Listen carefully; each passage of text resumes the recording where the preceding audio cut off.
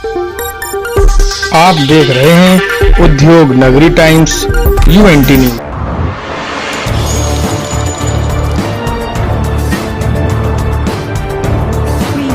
कानपुर डकैती डालने वाले गिरोह का पुलिस ने किया पर्दाफाश। गैंग के 3 सदस्यों को किया गिरफ्तार। रावतपुर थाना क्षेत्र के केशवपुरम में हुई लूट की घटना का पुलिस ने अनावरण कर दिया है। वारदात को अंजाम देने वाले 3 व्यक्तियों को पुलिस ने गिरफ्तार किया है, जबकि 3 की तलाश जारी है। पुलिस उपायुक्त पश्चिमी विजय ढोल ने बताया कि 3 दिन पहले देर शाम को कमलेश शर्मा के घर पर 5 अज्ञात व्यक्तियों ने लूटपाट की थी। सूचना मिलने के बाद पुलिस ने मौके पर जाकर घटना की जांच करने के बाद डकैती के अंतर्गत मुकदमा दर्ज किया गया था, जिसके बाद सर्विलांस और एसओजी की टीम द्वारा 3 अभियुक्तों को गिरफ्तार किया गया है। उन्होंने बताया कि इस गैंग का मुख्य सरगना सागर है, जिसका इस मोहल्ले में आना जाना था। उसको इस मोहल्ले की पूरी जानकारी थी, जिसके बाद उसने अपने साथियों के साथ मिलकर डकैती की वारदात को अंजाम दिया।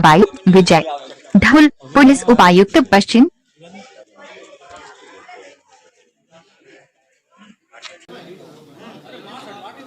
नहीं मास्क नहीं हटा।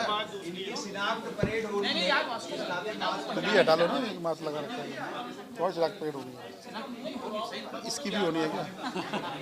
वो इनकी अभी शिनाख्त परेड होनी है।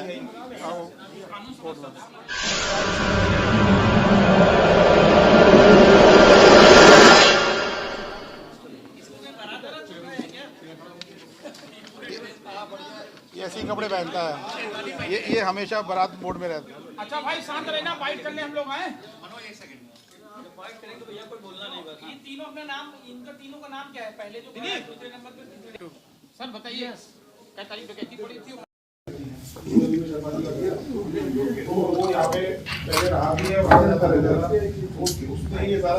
17 दिसंबर को देर शाम लगभग 8 साढ़े 8 बजे थाना रावतपुर क्षेत्रांतर्गत केशवपुरम मोहल्ले में श्री कमलेश शर्मा जी के घर पे 5 अज्ञात व्यक्तियों के द्वारा प्रवेश किया गया और घर पे उनकी पत्नी और उनके 2 नाबालिग बच्चे थे।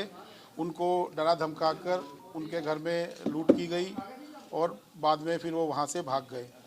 इस सूचना पर तत्काल पुलिस के द्वारा मौके पे जाके घटना की जांच की गई और जो परिवार के द्वारा जो तहरीर दी गई थी उसमें सुसंगत धाराओं में डकैती के अंतर्गत मुकदमा दर्ज किया गया और थाना पुलिस, क्राइम ब्रांच और वेस्ट जोन की सर्विलांस टीम और एसओजी टीम के द्वारा संयुक्त रूप से कार्य करते हुए 3 दिवस के अंदर इस घटना का सफल अनावरण किया है।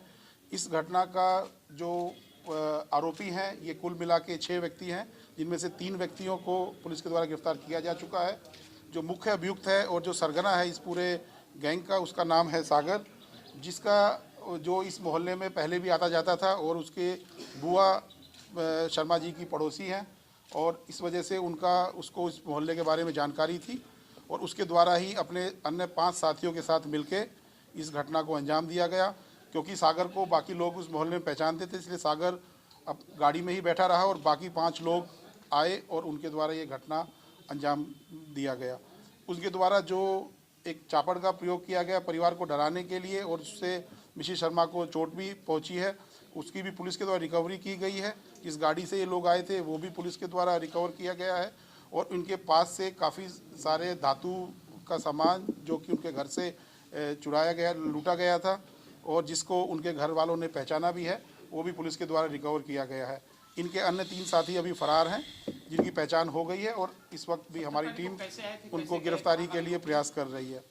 17 तारीख को ये करीबन 6 साढ़े 6 बजे ये लोग पहली बार उस तरफ आए थे, किंतु उस वक्त गली में चहल पहल थी और काफ़ी लोग गली में मौजूद थे, तो उसको देख के ये लोग वापस लौट गए और इनके द्वारा जैसा कि अपना इकबाल किया गया है कि वहीं पे पास में एक जगह शादी समारोह में इन लोगों ने खाना खाया और बाद में फिर ये वापस 8 साढ़े 8 बजे के करीब आए थे। घटना के बाद ये कहाँ चले गए? घर में ये घर का दरवाज़ा, जैसा कि आप भी जानते हैं, घर का दरवाज़ा उस वक्त खुला हुआ था, ज़्यादा देर नहीं हुई थी, लगभग 8 बजे साढ़े 8 बजे का समय था और उस वक्त पर इतना घर के दरवाजे जनरली खुले रहते हैं। इससे पहले किसी घटना में शामिल रहे?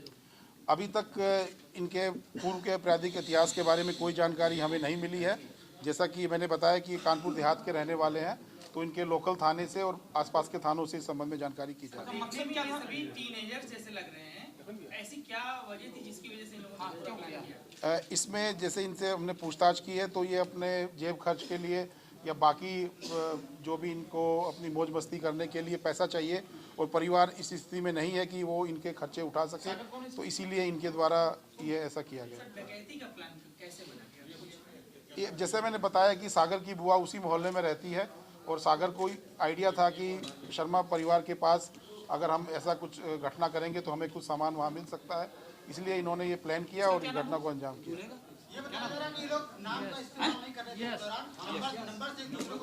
हाँ, आपस में इन लोगों ने कि कोई इनकी पहचान ना उजागर हो, इसके लिए आपस में ये लोग नंबर का इस्तेमाल कर रहे थे और जब इस बारे में भी पूछताछ की गई तो इन्होंने बताया कि ये अक्सर टीवी पे इस प्रकार के धारावाहिक और क्राइम सीरियल देखते हैं और तभी से उनके मन में उन्होंने कहीं देखा होगा और उन्होंने इसलिए प्लानिंग में इस चीज़ को इंक्लूड किया कि इन्होंने इसलिए अपने मुंह को भी ढका हुआ था और कोई भी किसी का नाम इस्तेमाल नहीं ले रहा। उंगली काटने की क्या जरूरत है? सर जैसा बताया जा रहा है, इन्होंने ग्लव्स पहने हुए थे और जो ग्लव्स और बाकी जो सामान था वो भी इनकी गाड़ी से बरामद हुआ। इस्तेमाल क्या किया है इन लोगों ने? मोबाइल का इनके द्वारा घटनास्थल पे इस्तेमाल करना नहीं पाया जा रहा है। क्यों नहीं किया था? उंगली काटने का लूटपाट कर रहे थे तो उनके द्वारा जब इसका विरोध किया गया या उनको डराने के लिए इनके द्वारा उनकी उंगली पे प्रहार किया गया जिसमें उनको चोट लगी। किस फिल्म से सीरियल लिया भाई?